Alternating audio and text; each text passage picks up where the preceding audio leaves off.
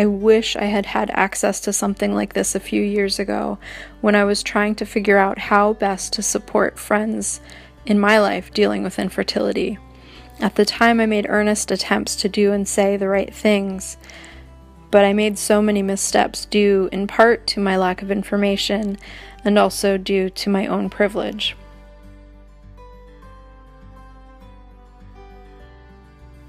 Well, interestingly enough, I'm not sure the field really existed when I started medical school back in 1974, because there were infertility specialists and such, but the field of reproductive endocrinology and fertility as a subspecialty of OBGYN just didn't really exist. Some of the major developments and discoveries about how hormones are produced in our bodies and how the brain directs that were actually in the late 1970s, which I was shocked when I got into, when I did my fellowship in the mid-80s. I'm like, gosh, this is really new. I remember when the very first baby was born from in vitro fertilization. I remember I was 12 years old and I saw it on the news with my parents, and I thought it was the coolest thing I had ever heard of. And I thought to myself, that's what I'm going to do someday. And my aunt was a nurse, so I had some background in healthcare, and I think I sort of forgot about the fertility thing. Short term, I was in medical school and loved all areas of medicine, but then eventually did a little month-long rotation in reproductive endocrinology, and it made me realize again what drew me to medicine. So, right, we did a run for our. We have an IVF fund that we're just starting to help patients that are unable to pay for IVF. We're just starting this fund, so we were part of the run that CHS had the other day for Levine. And one of my patients said she was going to come, and so, sometimes they don't come in. She's like, I want to show you the baby. And I crossed the finish line, and they were waiting for me. Her little baby and her husband and her. And this baby was just beautiful. And and she looked at me and she just started crying, and she's like, I don't know why I'm crying. Well, I have to say that when I go back, it is really, when I think back on my career, it has been fairly amazing. And when we first started doing in vitro fertilization in Charlotte, which was relatively late in the day, about 1995, I helped start the program.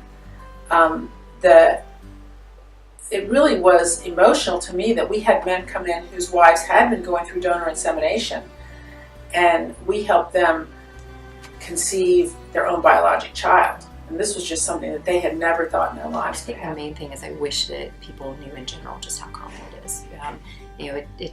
There are a lot of statistics out there. Some would say 1 in 6, some would say 1 in 8 couples, but either one of those numbers is a pretty big number when you think about how many people struggle with infertility at some point in their life. And I think, in my mind, that's one of the biggest things, how common it is. I think that it would be great if people could understand that no one would choose infertility by any means. It is a means to an end of hoping to have a child, and that it is not something that anyone brings upon themselves, does purposefully. There are no habits that people would choose to contribute to it. And I think there's a lot of discussions that happen where people offer this advice doesn't always really land that well because of that underlying assumption maybe isn't as strong as it needs to be. Your pregnancy test will be performed approximately 12 days after the embryo transfer. These 12 days will pass by very slowly because you're waiting to see if pregnancy has occurred. Try to keep yourself busy with personal projects and go on with your life as normally as you can. If you would like to discuss anything with the staff or a counselor, please do not hesitate to call. If a pregnancy does occur, 2 more hormone levels will be repeated at 3-day intervals. We will then schedule your first ultrasound to ascertain the location of the pregnancy. Patients will return to their obstetrician once pregnancy growth and viability have been confirmed by ultrasound to continue their prenatal care. We remind you that IVF is a stressful, time-consuming, costly process with no guarantee of success. However, it offers the only option for some infertile couples. IVF is a team effort. think anyone knew how to show support, to be honest. I think it was, I think we all learned along the way. I think, I was lucky because I felt, I actually started writing a blog through my journey because I felt like there wasn't a voice for this type of patient experience. There's a lot of talk that goes on, on message boards and on the internet, things like that, but I felt like it wasn't until I started talking about it with friends and family that I started hearing other people's story. And that became really powerful. So I think because I was so open, I think my family and friends and coworkers, we were all able to talk about it. But for the most part, it's still a very taboo topic. I think there's still very much that, what did I do wrong? What's wrong with me? So that's where I felt like it was important to tell the story. There wasn't anything wrong with us.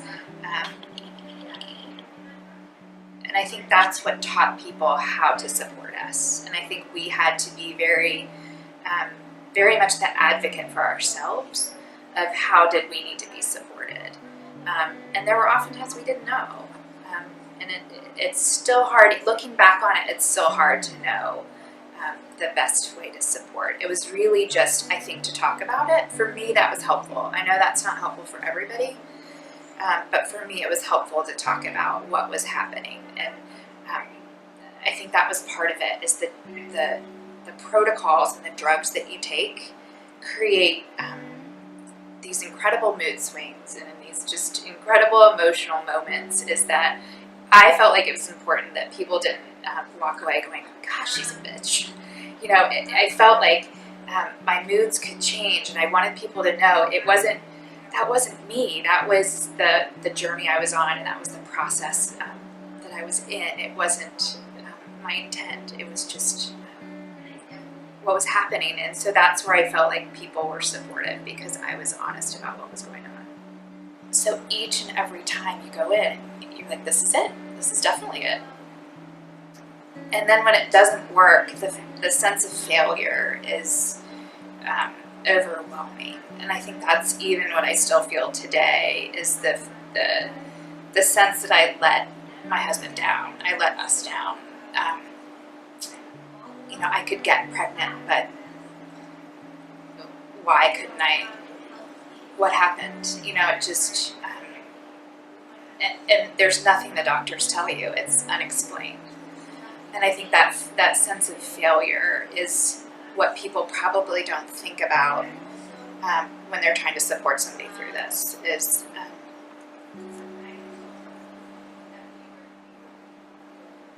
just that overwhelming thought of I failed.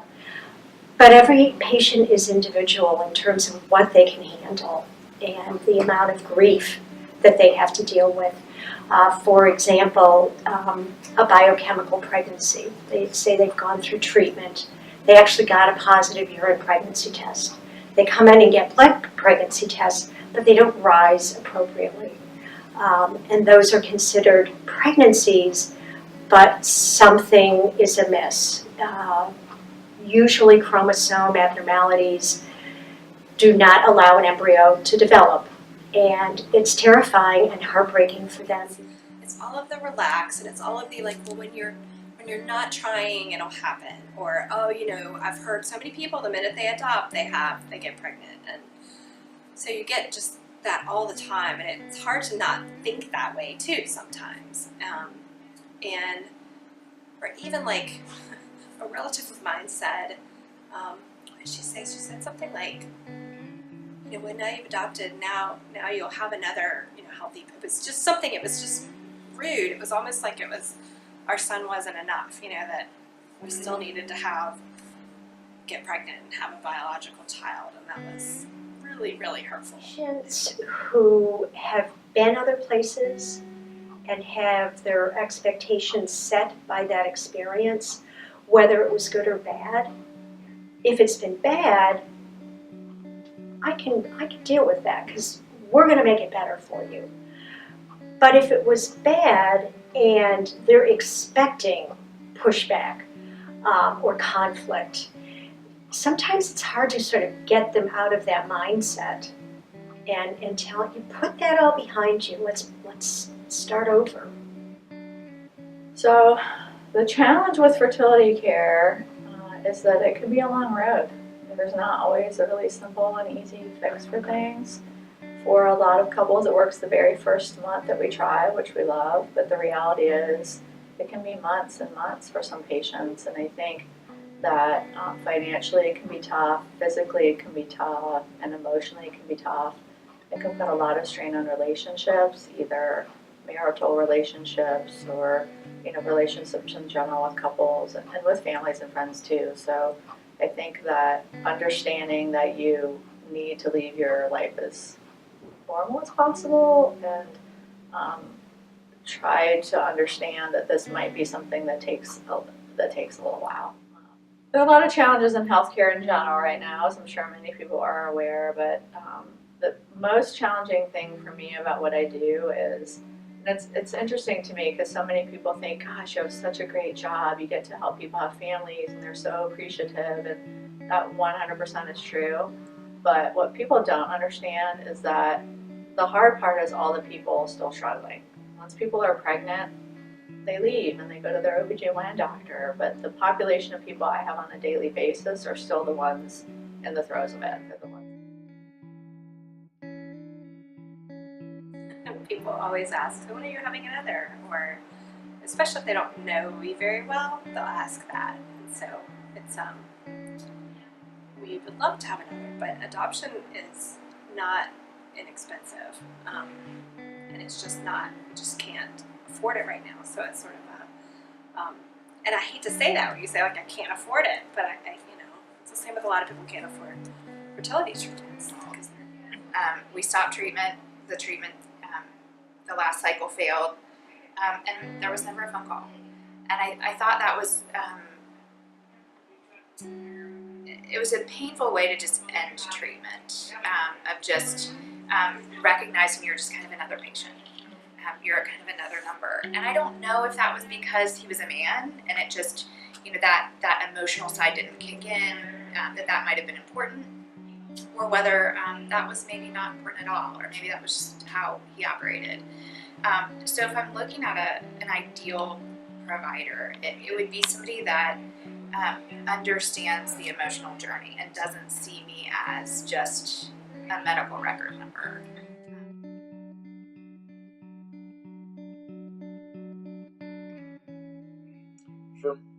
For me, I guess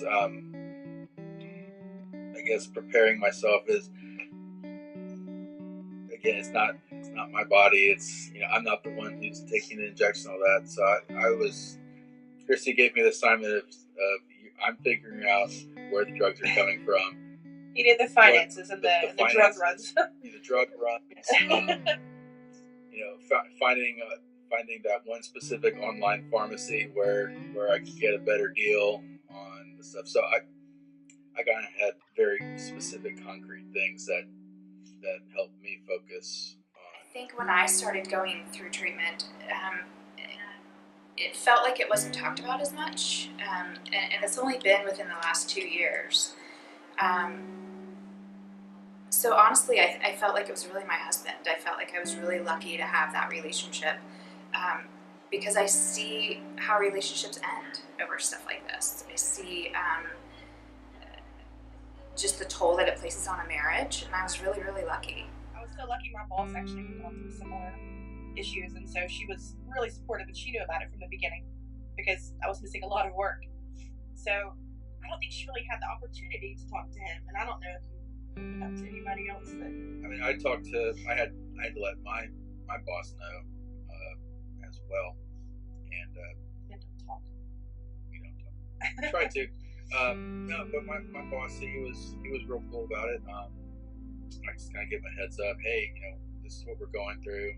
I'm going to be in and out. Don't worry, I'm getting my work done. Blah blah blah. But he actually shared that he had friends and a cousin actually who had gone through IVF, so he was familiar with the struggles and the dedication that comes with it. honest, I didn't encounter anybody who looked at us weird.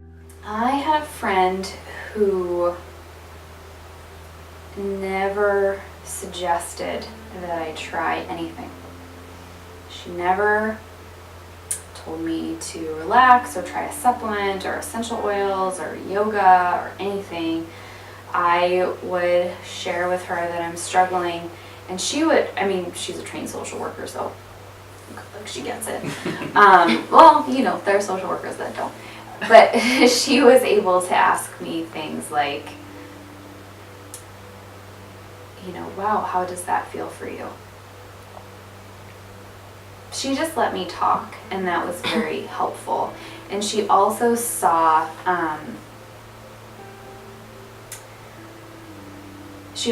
when I kind of needed a break from it, and sometimes she would just show up with like something to do, or like a concert we could go to and grab a drink or something, and like she could really sense when I just needed it to not be part of the conversation. I think that I was very lucky to develop a strong relationship with a nurse at the treatment center that I went to Reach, which is in Charlotte. And I was very intentional about that relationship, but she became kind of this big mainstay in my treatment and the person that I went and asked questions to. Well, certainly the pregnancies. You know, that's everybody's goal. And not just the pregnancy and the nice ultrasound that we see, because after that they go on to their obstetrician. Some of those obstetricians are in this building, so they come up at 20 weeks, at 30 weeks, and that's just a whole lot of fun. Or they come back with the baby, and I get to hold him or her and take a picture. So that's super. But they usually come to the nurse after they've talked to the physician. I feel like not with everybody, but you know, I feel like sometimes they feel like they can relate more to us, like we're more of a person on their level. They were all very caring and try to make it as enjoyable or painless a process as it could be. One of them even actually had, so I did IUI, and one of them actually let my husband do the actual. Wow. Yeah, so that was kind of fun. Like she's like, "Do you want to do this?" He's like, "Okay." So it was, that was different. Kind of nice that she was open to that. Yeah. Just showing somebody that you care about what's going on with them. I think they appreciate that. So sometimes it is hard, and people certainly cry, and I've had times where I want to cry, but just sort of being present and being a part of that is what I found has been successful. I don't know if it's the right way, but it's kind of how I handle it. I just think that if women are struggling on this journey, I want them to be encouraged, because there is hope. There are a plethora of paths to get you to your goal of becoming a mother. You just have to hold on to hope. Make sure that you have a strong support system.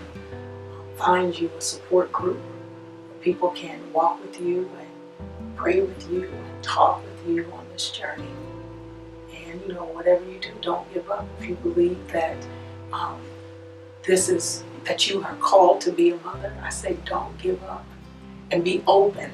That's what I also say. Be open to the path that may be for you. You may have a particular plan, but it may be a different plan. And be open to the plan and the path. As you remember, the goal is for you to become a parent. And you're going to love that baby no matter what path that baby comes through.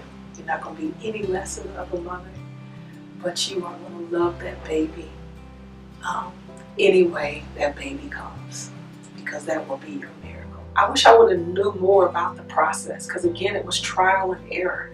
I wish I would have knew more about really how to evaluate and discern what clinic to go to. I wish I would have knew more about financial resources, because when I first started, insurance was not willing to pay for, my treatment. I wish I would have knew and really understood the significance of my waiting period. because although I wanted to be a mother at 37, when I look back now, I realized that I wasn't as prepared as I thought I was. And the 7 years, the 7 years that I waited, it was a preparation time so that I could really be the mother that God had called me to be for my daughter. Not about dealing with infertility, but just dealing with fertility in general. Just shut the hell up. I mean, don't ask questions. If it's not your uterus, it doesn't matter if there's a child in there or not. It's the little questions, you know, not just, what are you going to have more? But do you have siblings? Talking to my brother. My son. I know we're in Alabama, but it's my son. Just little things like that, which, you know, those are harmless questions. But when you're going through infertility, they feel really big. So I think sometimes just not asking any questions at all. If it's in front of you, fine, talk about it. But otherwise, keep it to yourself. Keep your thoughts to yourself. Because it doesn't matter if you're going to provide your child with siblings or not. It's our decision, not theirs. The uncoordinated care is probably one of the biggest disappointments through the process of I oftentimes relate the fertility journey with a cancer journey, and in no way do I want to say that they're the same. But where there are similarities is the coordination of so many different appointments and so many different providers that are treating you. So for example, I was doing acupuncture and I was doing meditation and yoga and essential oils and all of those things were external to the clinic. And even though something like acupuncture, which is proven, demonstrated, and researched to be complementary to fertility treatments, they're not offered at the same location. And interestingly, I went to a hospital that had an acupuncturist, but it was across town. So where I was going for the fertility treatments was in a totally separate location as the acupuncturist.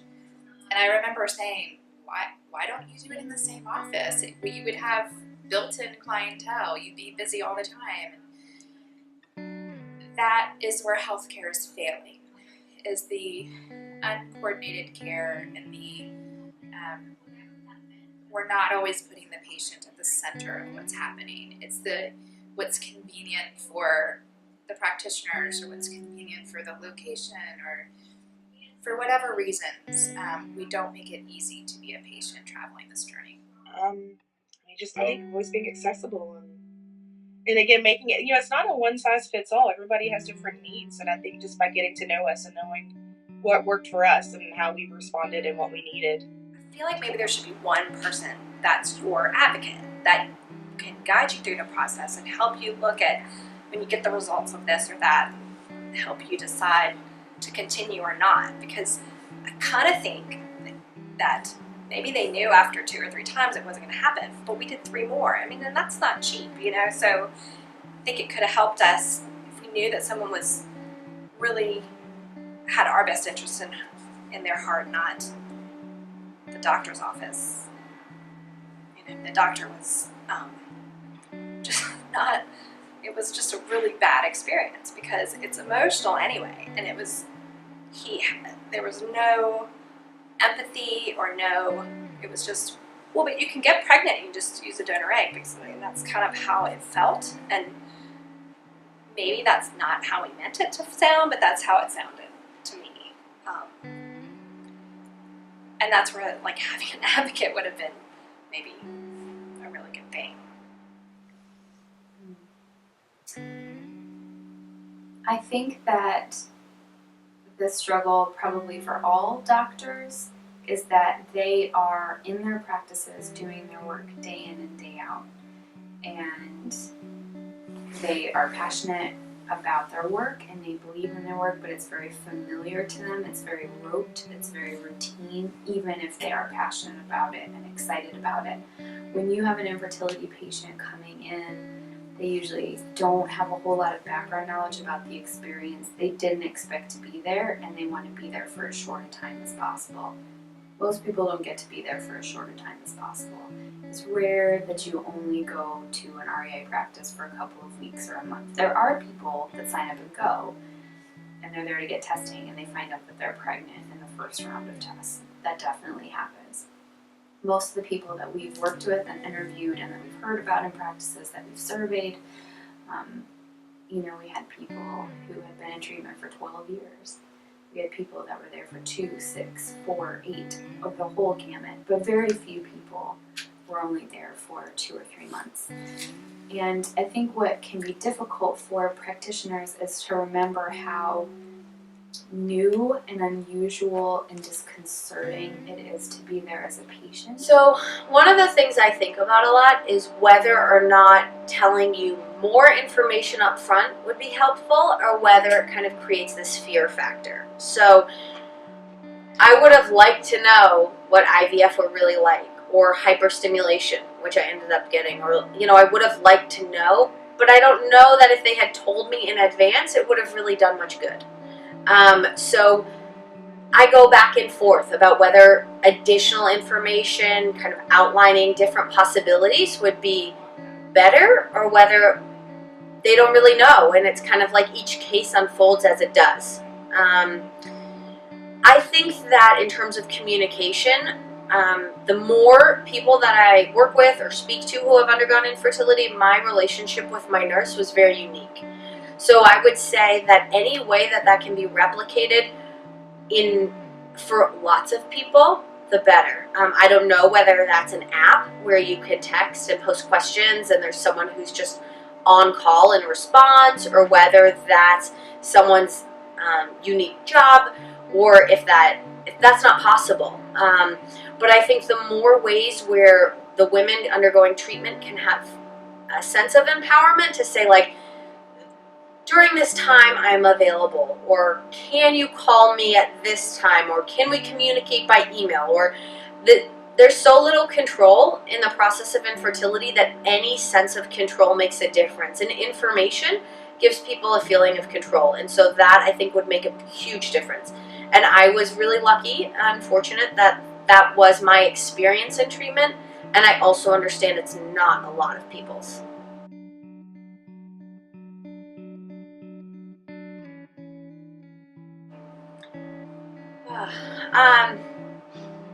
I would probably pose it as a team. So there's lots of different roles to fill in terms of support for the journey of infertility, and I don't know that any one person can be all of that.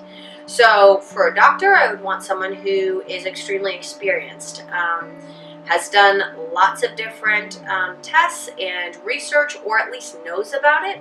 For me, I would prefer an academic setting because I think that's where the research happens, and that's what makes me feel confident in different approaches. But I also would want someone who's available and who I can talk to and ask questions about, and that person might not be the doctor if that's the type of doctor that I'm looking for. So then maybe it's a nurse, maybe it's a clinical staff, maybe it's even like a family member or someone that makes up my team. So someone that I can always is strong, but consistently reach. I think a lot of the frustration with infertility comes in the inability, like if you miss a call with test results and then you don't get to get the test results that day, or you're kind of in shock when you hear some result, and then you think of questions afterwards, and you don't know who you can call or how to get that information because your doctor's appointment was yesterday and now you're not seeing the doctor for another week, and all of that kind of bubbles up. So I think my team would include someone I could reach who's knowledgeable and who has access to that doctor to ask questions. I, wish that they would open up a little bit more about themselves. And, it's okay. Like, it's okay to share your life story with a patient. What are you going to do? Like, write a tabloid story about you? My dream doctor is a doctor that is, for me, that is culturally sensitive.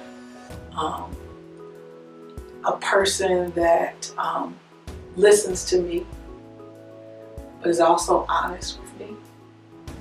And I think a doctor that steps into my story, into my space, right where I am, It really personalizes whether it's the cycle that I'm going through or my treatment. It really personalizes the treatment for me, and really that I can feel that really wants the best for me. So for me, I think those things become very, very important. Have faith. And that's the other thing, if you're a spiritual person, speak to that. I happen to be a spiritual person, and so if I feel like that's going to work when I'm with a patient, talking on the phone or doing her insemination, I always kind of try to wrap it up. Well, this is out of our hands now. We have set the table. We're just waiting for dessert. And if you believe, there is a higher power that can make this happen. The biggest thing that I probably, or that people will hear me say, is that it's really important to lead your life as normal as possible. We get so many questions about how much caffeine can I have, and can I have an occasional glass of wine, and can I go in a hot tub, and it's hard for me to wrap my head around how those things are keeping people from having babies. But I understand that everyone wants to do every single thing they can, and we ultimately tend to look at ourselves and blame ourselves when things aren't happening. And I think it is so important, at least my advice is just enjoy yourself. It's fine to exercise, it's fine to have a glass of wine when you go out with friends, it's fine to have, a coffee a day. And I think when people give those things up, it adds to the frustration and the anger they feel that I'm doing all these things and I'm trying every single thing and nothing's working. And I see that it's quickly the case that people get more anxious and more depressed. So I think just trying to enjoy the things in your life you enjoy and not obsess about the little things that probably are not contributing to your infertility. There are people with some maybe not ideal lifestyle choices that are conceiving that are doing things that we would probably not perceive as healthy. So it's hard to imagine how these little things that we do are really causing infertility. And really focus on your relationships. I think that African American women who are seeking treatment, I think that they too have to educate themselves, and I think that they should seek treatment sooner than later. I think that it's very important to educate themselves, but also seek treatment sooner than later so that they can find out what they might be able to do in order to help them on their journey. I think that it's also very important for African American women to find a support group so that they can realize that there are other people who are walking in their shoes with similar stories that really understand them, and so that they will have a safe space where that they can unload as they walk, because the journey is a very tough journey, but it's much easier when you have other sisters or friends or a community whereby which you can honestly share in safe spaces, and you can cry, you can turn off, you can turn on, but turn off and on in a space that's safe, again, where you are not critiqued, you are not judged, but you are simply allowed to be who you be. I think other people can be advocates by first taking the time to learn and educate themselves about infertility and the journey of infertility, and really meeting those women where they are, not superimposing or themselves or making assumptions about women, but meeting women where they are and hearing their stories. I think that people can also be advocates by don't volunteer advice. Find out what the women who are struggling with infertility actually need. Simply let them know that you're present. That becomes so very important. Women who are struggling with infertility want to know that they're not being judged, they're not being critiqued, and that they are not on the journey alone. I think that it's important to be your own advocate also. That if you don't have the knowledge, then you can't speak up about it. So that's a big one. Just communication. Going through this with my partner. Talk about it all.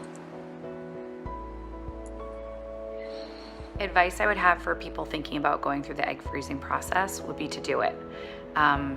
Whether you're 28, whether you're 38, whether you're single, whether you're in a relationship, if you want to do it, now is the time.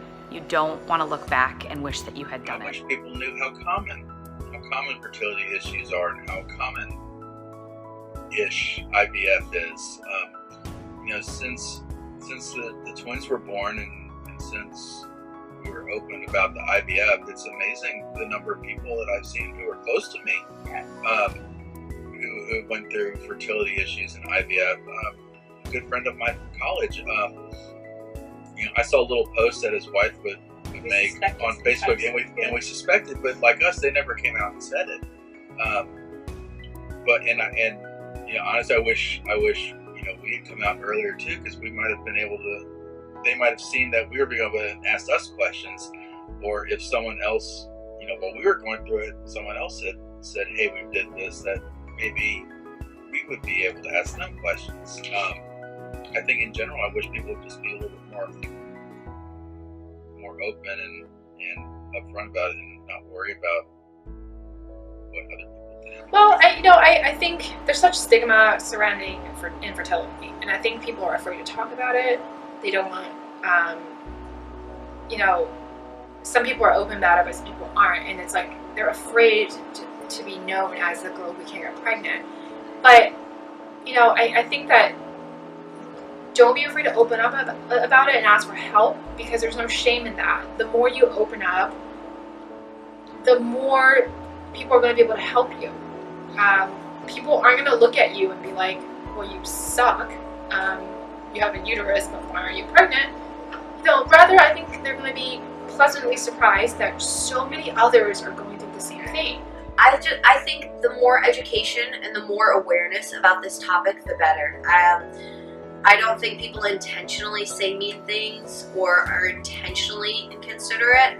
I think that there's a lack of discussion about this. So often infertility occurs behind closed doors because it's too painful to talk about, because religion and infertility have often kind of different views. And because it's an opinionated topic that people have really strong moral beliefs about.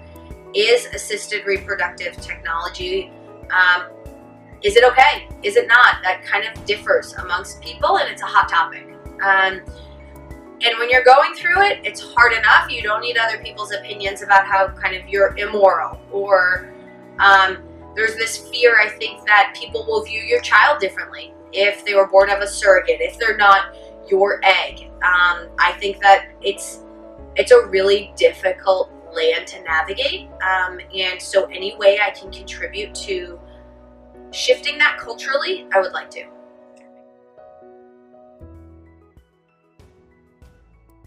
Well, I just, love the idea that there will be cards available that are so specific to an experience like this. I think the fact that we don't have that is just another way that infertility is kind of, silenced, and it's like taboo to talk about. People don't, we don't have a guide for how to support people dealing with this. It's either like, it seems like we don't talk about it, or we just kind of like talk about it in really sometimes harming ways. So just breaking the silence, I think that's so important.